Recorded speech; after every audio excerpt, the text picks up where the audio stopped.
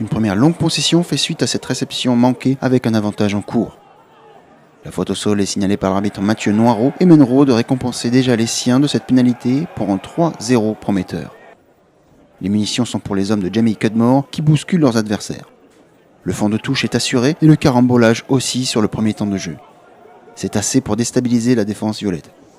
Le talonneur casqué Théo Bézia prend alors ses jambes à son cou, contourne et résiste pour surprendre tout son monde de ce premier essai inscrit entre les poteaux. Nous en sommes à moins de 5 minutes de jeu et les Provençaux mènent déjà 10-0 après la transformation de Munro qui s'est coiffé de son plus beau casque de Noël.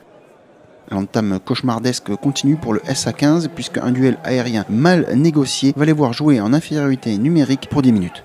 Le coupable, Sakyusa Bouré Takiyaka qui plaque dangereusement en l'air et écope de ce carton jaune. Mais à 14, les Charentais mettent la main sur la balle et Nicolas sanctionne ce plaqueur non sorti de la zone.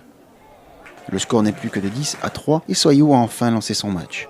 Après cette touche, un essai en première main va déjà illuminer cette rencontre. Les trois quarts vont vite être servis quand Sitoti et Mao vont se trouver. En bout d'action, l'arrière Pierre Lafitte propose accélération et 4 dead pour venir conclure cette magnifique action.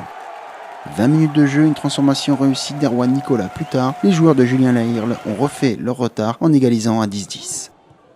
Avec patience, les coéquipiers de Le Guen et Roy peuvent compter sur leur fer de lance pour se mettre dans l'avancée en force.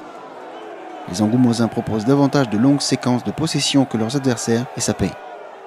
À la base de ce groupé pénétrant dans les 22 mètres, Kevin Le Guen s'en extrait pour récompenser sa grande performance individuelle lors de ce match avec ce nouvel essai. Erwan Nicolas ne tremble toujours pas face au poteau et Soyo Angoulême prend la tête au score avec ce 15-10 qui devient 10-10. Et même 20-10 après une pénalité de Nicolas car Provence Rugby est trop indiscipliné et M. Noirot a d'ailleurs prévenu les visiteurs.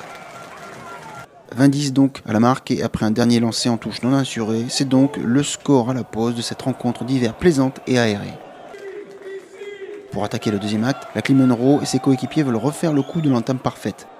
Cette faute au sol qui se transforme en pénalité et en 20-13 le fait croire. Autre signe positif pour les visiteurs, le talonneur Kevin Le Guen laisse ses partenaires à 14 après un plaquage dangereux. Mais les Aixois ne vont pas en profiter et faire encore plus preuve d'indiscipline. C'est Grégory Aneta qui paie un peu pour les autres et se voit infliger lui aussi un carton jaune. Avec plus d'espace et du sang frais de part et d'autre, avec le coaching, des trous vont se libérer. La bonne réception de Massip vont ensuite Munro porter l'offrande et accélérer au cœur de la défense. L'ancien Viterrois négocie juste parfaitement ce 3 contre 1 qui permet à l'ailier Eddie Labarthe de scorer. La transformation de Munro passe entre les poteaux et le suspense continue avec ce prometteur 20 partout. Jones fait ensuite passer la marque à 23-20 et surtout il est ce chef d'orchestre important pour les violets pour les 20 dernières minutes. Si la touche a eu quelques difficultés, la mêlée du SA15 finit le match en trombe et glane plusieurs pénalités. Dorian Jones permet tout d'abord ce +6 au tableau d'affichage qui donne de l'air aux joueurs de l'AIR.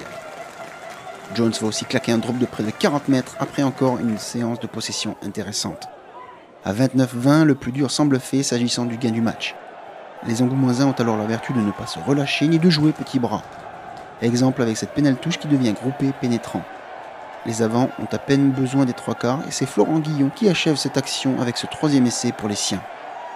La transformation en coin de Dorian Jones parachève ce succès, certes non modifié, mais très satisfaisant pour Soyo Angoulême qui, avec ce 36-20, continue de coller au classement aux places qualificatives. Une dernière munition perdue permet à l'arbitre Mathieu Noirot de siffler la fin de ce match qui voit Provence Rugby encore perdre en déplacement malgré une prestation honnête.